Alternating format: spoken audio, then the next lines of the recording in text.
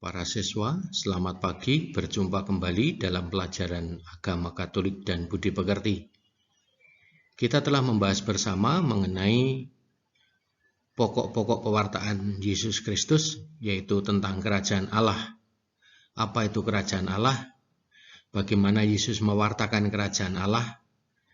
Pendekatan-pendekatan yang dilakukan Yesus dalam mewartakan kerajaan Allah.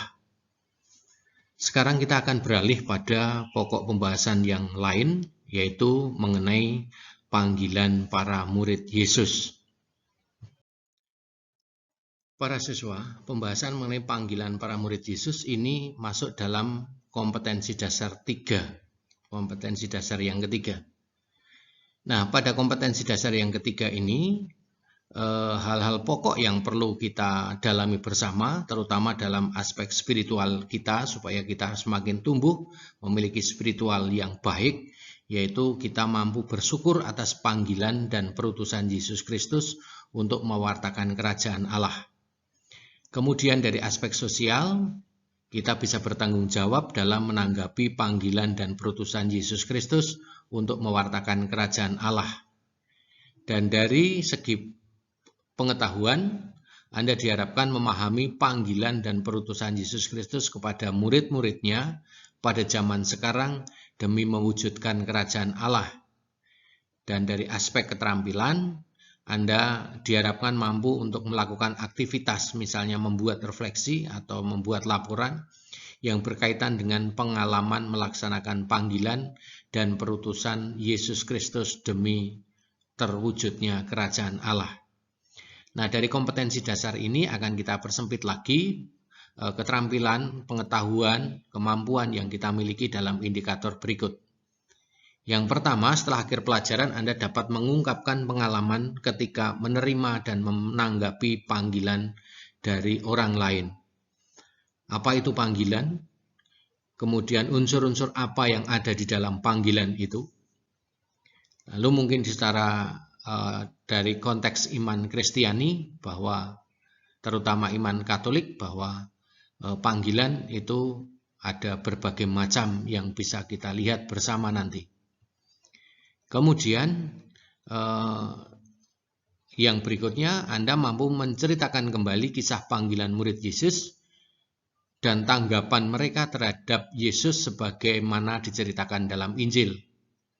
Dan yang ketiga, Anda dapat menyebutkan syarat-syarat mengikuti Yesus berdasarkan Injil atau teks kitab suci yang sudah kita pelajari.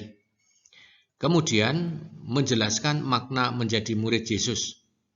Dan yang terakhir, membuat refleksi tertulis tentang kehidupan pribadi kita sebagai murid Yesus. Baik, para siswa, berbicara mengenai panggilan. Kata panggilan itu berakar dari kata panggil. Anda pernah dipanggil, saya kira. Dipanggil oleh teman, dipanggil oleh bapak atau ibu guru, dipanggil oleh orang tua, bahkan mungkin dipanggil oleh orang yang menurut Anda tidak kenal. Ya, menurut Anda tidak kenal. Dan ada banyak sekali panggilan yang mengundang kita atau panggilan yang menyebut nama kita. Nah, panggilan itu sama atau dipanggil itu juga sama dengan undangan, ya. Kemudian sama dengan ajakan. Dipanggil atau panggil sama dengan undang, sama dengan ajak. Nah, panggilan, undangan, atau ajakan itu tujuannya untuk apa? Untuk mengikuti. Ya, kalau kita dipanggil, diundang, diajak, itu untuk mengikuti. Apa yang diikuti sesuai dengan harapan dari orang yang memanggil. Nah, itu. Nah, lalu panggilan juga bisa biasa saja. Atau panggilan juga menjadi sangat luar biasa. Kok bisa? Panggilan biasa saja itu apabila orang yang memanggil kita adalah orang yang biasa-biasa saja. Misalnya teman yang akrab, sudah setiap hari bertemu, kemudian orang tua, kemudian ya dalam peristiwa yang sangat biasa, ya, orang yang sudah kita kenal, biasa ketemu dan sebagainya. Tetapi panggilan bisa menjadi luar biasa atau istimewa ketika panggilan sangat diharapkan. Misalnya, kalau orang yang dewasa itu ketika melamar suatu pekerjaan, itu lalu menunggu panggilan. Nah, panggilan itu diharapkan. Ketika tidak segera ada panggilan, lalu menjadi cemas, gelisah. Atau panggilan misalnya informasi mengenai kejuaraan suatu lomba. Anda menunggu, waduh ini kok jam sekian mestinya sudah diumumkan kok belum ya, dan sebagainya.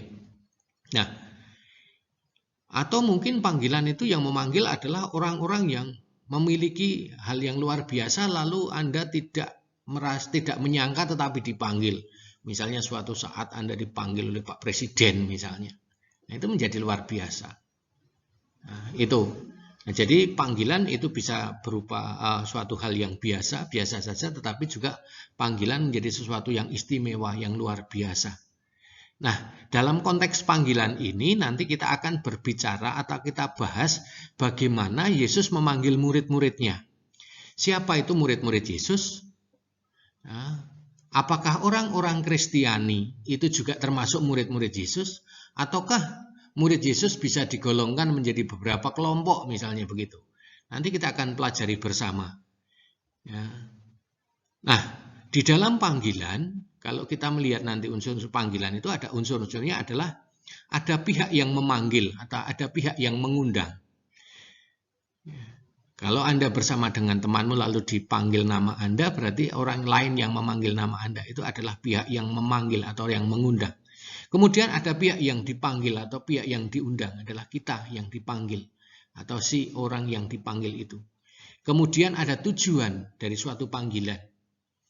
Misalnya kalau ada undangan untuk hadir suatu acara, Anda diundang untuk hadir.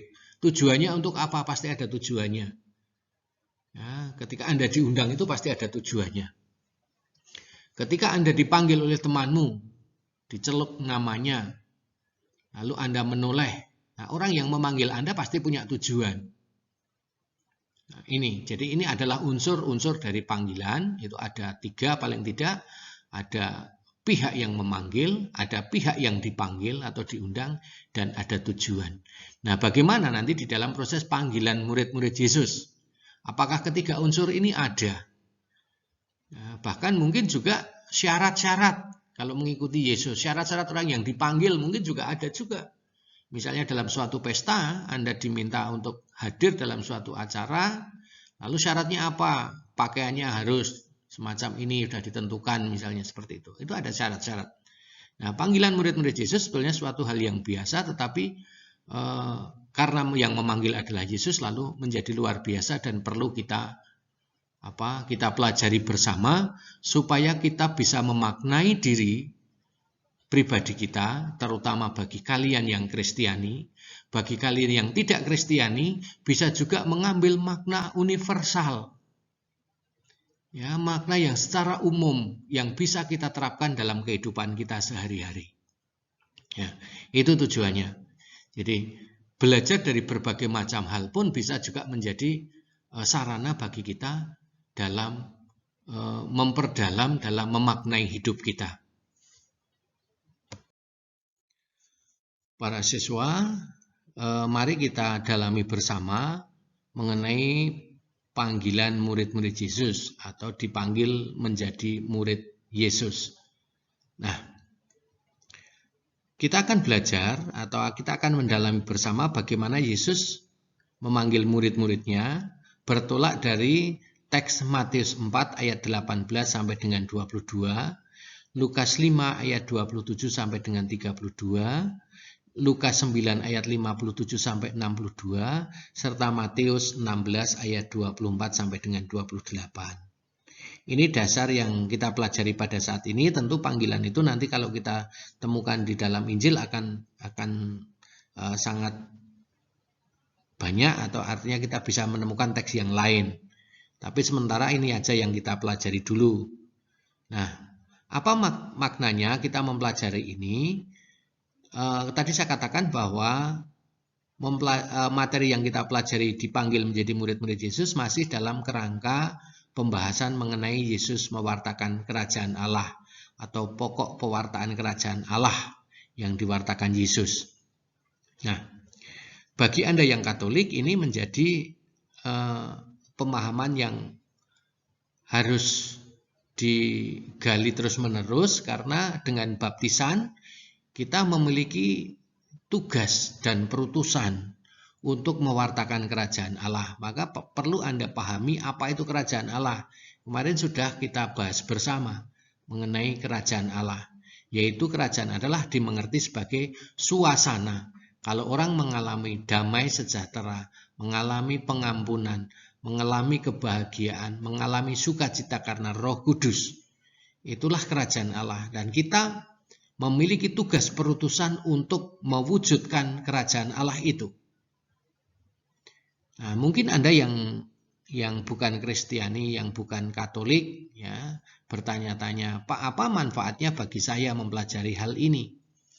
Nah, kalau kerajaan Allah dipahami sebagai suasana orang mengalami pengampunan, orang mengalami kedamaian, orang mengalami sukacita, mengalami damai sejahtera karena Roh Kudus, tentunya itu juga menjadi tugas dan tanggung jawab semua orang. Hanya bahasanya saja menggunakan bahasa kerajaan Allah. Tapi ketika kita hidup bersama dengan orang lain, kita perlu mewujudkan hal itu, mewujudkan suasana-suasana itu. Supaya apa? Supaya kita bisa berkembang menjadi pribadi yang baik. Nah, ini menjadi tugas perutusan kita semua, saya kira. Nah, maka kita bisa mengambil makna yang universal. Nah, dan saya tegaskan kepada kalian yang tidak Katolik bahwa mempelajari atau belajar tentang pendidikan agama Katolik dan budi pekerti tidak dimaksudkan Anda untuk dijadikan Katolik. Bahkan Anda sekolah di sekolah SMP Seladuse 1, tidak akan pernah Anda yang tidak Katolik akan dijadikan Katolik, kecuali atas permintaan bebas Anda sendiri. Ya, sekali lagi, Anda yang belajar di SMP Seladuse 1 tidak akan pernah dituntun, diajak, apalagi dipaksa Anda untuk menjadi Katolik. Tidak. Kalaupun ada yang ingin menjadi Katolik, itu atas kemauan bebas Anda. Itu. Mari kita simak bersama bagaimana Yesus memanggil para muridnya berdasarkan teks-teks Injil berikut. Matius 4 ayat 18 sampai dengan 22.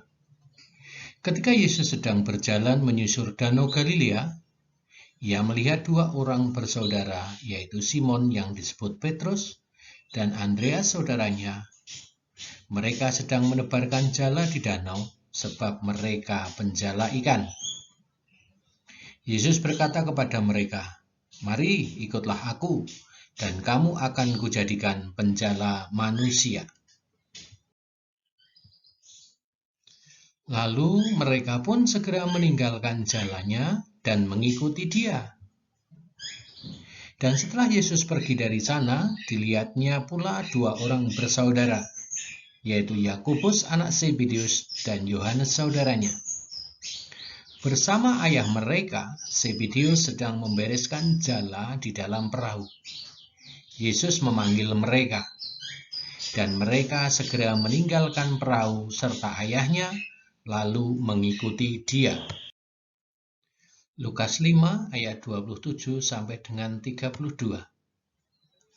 Kemudian ketika Yesus pergi keluar, Ia melihat seorang pemungut cukai yang bernama Lewi sedang duduk di rumah cukai. Yesus berkata kepadanya, "Ikutlah aku." Maka berdirilah Lewi dan meninggalkan segala sesuatu lalu mengikuti Dia.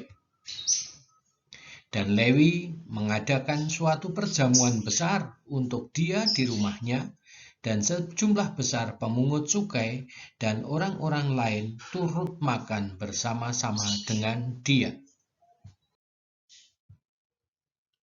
Orang-orang Farisi dan ahli-ahli Taurat bersungut-sungut kepada murid-murid Yesus. Katanya, "Mengapa kamu makan dan minum bersama-sama dengan pemungut cukai dan orang berdosa?" Lalu jawab Yesus kepada mereka, katanya, "Bukan orang sehat yang memerlukan tabib, tetapi orang sakit. Aku datang bukan untuk memanggil orang benar, tapi orang berdosa, supaya mereka bertobat." Lukas 9 ayat 57 sampai dengan 62. Ketika Yesus dan murid-muridnya melanjutkan perjalanan mereka, berkatalah seorang di tengah jalan kepada Yesus, "Aku akan mengikuti engkau kemana saja engkau pergi." Yesus berkata kepadanya, "Serigala mempunyai liang dan burung mempunyai sarang, tetapi Anak Manusia tidak mempunyai tempat untuk meletakkan kepalanya." Lalu ia berkata kepada seorang lain, "Ikutlah aku." Tetapi orang itu berkata, "Izinkanlah aku pergi dahulu menguburkan Bapakku." Tapi Yesus berkata kepadanya, "Biarlah orang mati menguburkan orang mati, tetapi engkau pergilah dan beritakanlah kerajaan Allah di mana-mana." Dan seorang lain lagi berkata, "Aku akan mengikuti engkau, Tuhan, tetapi izinkanlah aku pamitan dahulu dengan keluargaku." Tapi Yesus berkata, "Setiap orang yang siap untuk membajak, tetapi menoleh ke belakang, tidak layak untuk kerajaan Allah." Matius 16 ayat 24 sampai dengan 28. Lalu Yesus berkata kepada murid-muridnya, "Setiap orang yang mau mengikut aku, ia harus menyangkal dirinya, memikul salibnya, dan mengikut aku. Karena barang siapa mau menyelamatkan nyawanya, ia akan kehilangan nyawanya. Tetapi barang siapa kehilangan nyawa karena aku, ia akan memperolehnya." Apa gunanya seorang memperoleh seluruh dunia tetapi kehilangan nyawanya? Dan apakah yang dapat diberikannya sebagai ganti nyawanya? Sebab Anak Manusia akan datang dalam kemuliaan Bapanya, diiringi malaikat-malaikatnya. Pada waktu itu ia akan membalas setiap orang menurut perbuatannya. Aku berkata kepadamu, sesungguhnya di antara orang yang hadir di sini, ada yang tidak akan mati sebelum melihat Anak Manusia datang sebagai Raja dalam kerajaannya. Para siswa terkasih, kita sudah mendengar bersama bagaimana Yesus memanggil murid-muridnya. Ketika mencermati kisah panggilan murid-murid Yesus dari kutipan tersebut, maka akan ditemukan beberapa hal penting. Yang pertama, panggilan selalu diawali dari Yesus. Panggilan itu selalu diawali dari Yesus. Yesuslah yang mengambil inisiatif pertama memanggil. Sekalipun ada di antara mereka yang mengajukan diri untuk menjadi murid Yesus, tetapi di sana Yesus tetap memiliki peran penting, menjadi pihak yang mengawali, memanggil. Yang kedua, mereka, orang-orang yang dipanggil, menanggapi secara spontan. Ketika Yesus memanggil mereka, serta-merta mereka menanggapi secara spontan. Ada yang langsung meninggalkan jalannya, meninggalkan pekerjaannya. Tidak ada sedikit pun keraguan dalam menanggapi panggilan Yesus. Jadi segala sesuatu langsung ditinggalkan begitu saja, lalu yang penting mengikuti Yesus. Seolah-olah tidak ada keraguan di antara mereka. Meskipun tadi juga digambarkan ada beberapa yang mau mengikuti Yesus itu lalu mengatakan, aku tak pulang dulu pamit sama orang tuaku. Aku tak pergi ke keluargaku dulu, tak menguburkan orang tuaku dan sebagainya. Tetapi yang seperti itu tidak menjadi pilihan bagi Yesus supaya mengikuti Yesus. Ya. Jadi tidak ada sedikit pun keraguan dalam diri mereka untuk menanggapi panggilan Yesus. Mereka tanpa berpikir panjang segera meninggalkan pekerjaannya, bahkan keluarganya, untuk segera mengikuti Yesus. Ya. Nah, gambaran bagaimana para murid Yesus ini meninggalkan keluarganya, harta miliknya, dan sebagainya ini kadang-kadang direfleksikan oleh para pengikut Yesus, mereka yang secara total menjadi pengikut Yesus. Kalau di dalam tradisi gereja Katolik adalah mereka para biarawan-biarawati. Mereka berusaha untuk meminimalisirkan keterikatan mereka dengan keluarga, dengan harta benda yang mereka miliki, sebelum mereka mengikuti masuk biara dan sebagainya. Lalu apa? Dengan tujuan pokok adalah mengikuti Yesus secara khusus, menjadi biarawan-biarawati. Itu. Jadi pola atau sikap seperti yang ditunjukkan oleh para murid Yesus yang dipanggil tadi itu juga menjadi semangat dari para biarawan-biarawati di dalam menanggapi panggilan mereka menjadi biarawan atau biarawati. Yang ketiga, mereka yang dipanggil adalah orang-orang biasa. Mereka yang dipanggil oleh Yesus bukan orang-orang kaya dan mapan kehidupannya. Bukan para pejabat atau penguasa, melainkan para nelayan, orang yang hidupnya sederhana, bahkan cenderung kekurangan, dan orang-orang yang dianggap berdosa. Nah, dalam konteks ini juga, satu di antara mereka paling tidak kita lihat adalah yang mungkin secara ekonomi lebih baik adalah Lewi yang dipanggil oleh Yesus. Mengapa saya katakan begitu? Karena Lewi adalah pekerjaannya sebagai pemungut pajak. Dan secara ekonomi, menurut bayangan saya sebagai pemungut pajak, mereka kehidupan ekonominya lebih baik dibanding mungkin para nelayan atau para petani pada waktu itu. Nah, tetapi Lewi sebagai pemungut pajak ini adalah orang yang dianggap oleh sebagian besar masyarakat di sana sebagai orang berdosa. Karena seringkali para pemungut pajak itu dipersepsikan sering menarik pajak melebihi ketentuan yang sudah ditetapkan. Nah, saya juga tidak tahu apakah Lewi juga seperti itu, tidak ada penjelasan yang jelas. Tetapi ini Lewi adalah bisa digambarkan sebagai pribadi, mewakili pribadi orang berdosa. Dianggap berdosa, begitu paling tidak. Kemudian yang keempat, rela meninggalkan segala-galanya. Ketika mereka mendapat panggilan Yesus, mereka rela meninggalkan segala-galanya. Pekerjaan, bahkan keluarganya. Mereka mengikuti Yesus tanpa bertanya-tanya, tanpa meminta jaminan terlebih dahulu. Kalau aku mengikuti kamu, besok aku dibelikan apa? Apa yang aku dapatkan? Tidak ada seperti itu. Yang penting ikut Yesus. Mungkin pada waktu itu Yesus memang dipandang sebagai orang yang memiliki kemampuan yang luar biasa. Ya, paling tidak ya memang begitu mungkin ya, karena Yesus juga bisa membuat mukjizat. Kita sudah pelajari bagaimana Yesus mewartakan kerajaan Allah dengan membuat mukjizat. Hal yang luar biasa, dan itu hanya bisa dilakukan oleh orang-orang yang luar biasa. Nah, mereka begitu mempercayai Yesus. Ini merupakan peristiwa yang sangat luar biasa. Karena sebelumnya mereka tidak mengenal siapa Yesus. Bahkan mereka ada yang tidak mengenal siapa Yesus, cuma mungkin pernah mendengar. Mungkin ya. Kalau memang benar-benar belum pernah mendengar siapa Yesus, apa yang pernah selama itu dilakukan, lalu tiba-tiba orang itu dipanggil untuk mengikuti Yesus dan begitu saja ikut tanpa syarat, tanpa berpikir panjang, segala sesuatu yang dimiliki ditinggalkan lalu mengikuti Yesus. Nah, ini suatu hal yang luar biasa sekali.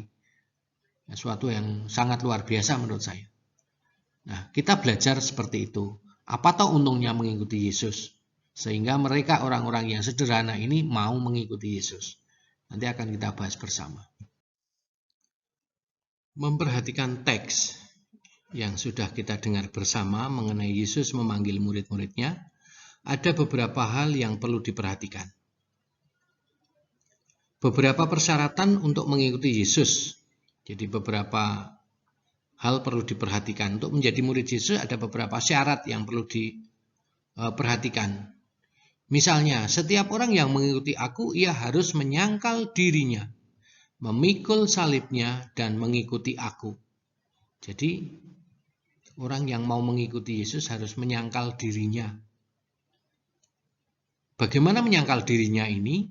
Misalnya tadi, merelakan. Yesus berpesan kepada orang yang mau mengikuti Yesus, tetapi dia minta waktu terlebih dahulu untuk menguburkan ayahnya atau berpamitan dengan keluarganya dan sebagainya. Nah, mengikuti Yesus berarti harus berani menyangkal dirinya, memanggul salib. Menyangkal dirinya artinya merelakan harta milik berharga yang dimiliki itu ditinggalkan demi mengikuti Yesus. Lalu setiap orang yang mengikuti Yesus juga harus berani memanggul salibnya. Salib bukan berarti memanggul salib, bukan berarti harus memikul kayu yang dibuat bersilang itu, seperti salib itu. Bukan itu maksudnya. Memanggul salib karena ketika orang menjadi Katolik itu seringkali juga mendapatkan banyak tantangan. Entah cemoohan dari orang yang tidak bertanggung jawab atau orang yang tidak tahu, entah ejekan, entah juga mungkin macam-macam sekali. Nah, orang yang mau mengikuti Yesus berani memanggul salib, berani menanggung hal-hal macam itu. Demi apa? Demi imannya kepada Yesus. Nah, orang yang mau mengikuti Yesus harus mengambil sikap yang mantap. Mantap tadi. Tidak terlalu banyak pertimbangan. Tidak terikat dengan apa yang menjadi miliknya dan apa yang menjadi tugasnya selama ini. Jadi kalau mau mengikuti Yesus harus dengan sikap yang mantap. Maka kalau mau menjadi Katolik itu pelajarannya saja minimal 1 tahun. Kalau dibaptis dari bayi, dia mau terima komuni pertama saja, harus pelajaran dulu dan dites lulus atau tidak dan sebagainya. Belum lagi kalau mau menerima sakramen Krisma juga harus lagi dengan pelajaran memperdalam lagi pengetahuan tentang iman dan sebagainya. Tidak hanya sekedar kita mengucapkan kata-kata yang ditentukan misalnya. Mengucapkan syahadat para rasul misalnya, lalu menjadi Katolik. Tidak. Maka di sana supaya apa? Supaya orang yang mengikuti Yesus dalam tradisi gereja Katolik memiliki hati yang mantap, sikap yang mantap. Nah, mereka juga harus berani melepaskan keterikatan dengan keluarga. Tadi jelas di dalam teks tadi yang kita dengar. Sudah jelas Yesus mengatakan biarlah orang mati menguburkan orang mati. Tentu tidak mungkin ya orang mati kok menguburkan orang mati. Artinya apa? Biarlah mereka yang mati itu akan dikuburkan oleh saudara-saudaramu mereka yang ada di dekat mereka. Kamu kalau mau mengikuti aku ya ayo sekarang. Tidak usah noleh ke belakang misalnya seperti itu. Nah, keluarga memang penting. Tetapi jangan sampai kecintaan kepada keluarga menjadi penghalang untuk bersikap terbuka pada sesama yang lain. Itu maksudnya. Jadi keluarga memang penting, tetapi jangan sampai lalu dari keluarga itu menutup atau menghalangi untuk bersikap terbuka terhadap sesama yang lain. Nah, cara pandang sikap semacam ini sebetulnya yang menjadi semangat dari para biarawan-biarawati. Apakah kita yang bukan biarawan-biarawati tidak perlu mempunyai sikap semacam ini? Ya, kita juga perlu. Saya dari keluarga tidak Katolik. Bapak saya tidak Katolik waktu itu. Mama saya juga tidak Katolik waktu itu.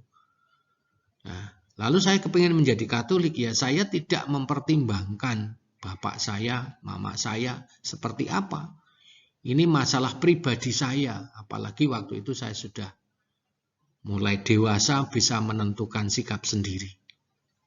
Nah, ini yang dimaksudkan bahwa meskipun keluarga itu penting, tetapi kecintaan pada keluarga harapannya tidak menjadi penghalang untuk bersikap terbuka terhadap sesama yang lain. Nah, dalam mengikuti Yesus ada syarat-syarat. Kalau saya rangkum seperti itu. Ya, syarat-syarat mengikuti Yesus kalau saya rangkum dari tadi yang saya sampaikan tadi. Yang pertama, mengambil sikap yang mantap. Yang kedua, tidak terlalu banyak pertimbangan. Dan yang ketiga, tidak terikat dengan harta yang menjadi miliknya. Nanti di dalam pembahasan berikut bagaimana para murid Yesus yang 12 itu atau dengan tambahan lain lagi yang pengikut-pengikut Yesus lain yang selain 12 orang itu bagaimana bersikap terhadap harta milik mereka. Nanti akan kita pelajari bersama. Syarat yang berikut harus berani melepaskan keterikatan dengan keluarga. Berikutnya lagi harus menyangkal dirinya dan yang paling pokok adalah berani memikul salibnya. Salib itu sebagai tanda, bisa diartikan sebagai tanda penderitaan, ya, penderitaan. Bahwa mengikuti Yesus, menjadi orang pengikut Yesus sangat mungkin juga akan mengalami penderitaan batin karena diolok-olok oleh orang lain misalnya. Ya. Bagi orang yang sudah mantap, memiliki sikap mantap tadi, ini tidak menjadikan penghalang bagi dirinya. Maka dibutuhkan sikap dan mantap dan keberanian untuk memanggul salib. Para siswa, demikian pembelajaran kita pada hari ini. Saya tidak memberikan tugas untuk kesempatan ini, tetapi saya tetap mengharap Anda mempelajari materi yang sudah saya berikan. Karena apa yang saya sampaikan tadi sebagai proses masuk mempelajari mengenai panggilan murid-murid Yesus yang lebih dalam lagi nanti. Maka dari itu kita tetap belajar dengan serius, dengan sungguh-sungguh. Tugas-tugas yang Anda dapatkan dari Bapak Ibu Guru tetap Anda kerjakan sesuai dengan waktu yang diberikan supaya tidak menumpuk. Beberapa yang sudah Anda kerjakan dalam pelajaran agama, masih ada di antara Anda yang belum ikut ulangan, masih ada pula yang belum mengumpulkan tugas secara penuh. Maka dari itu tolong dicek kembali anak-anak untuk menyelesaikan tugas-tugas supaya nanti Anda punya nilai di rapot. Demikian pembelajaran kita hari ini. Selamat belajar, tetap menjaga kesehatan, tetap semangat dalam segala tugas yang harus kita selesaikan.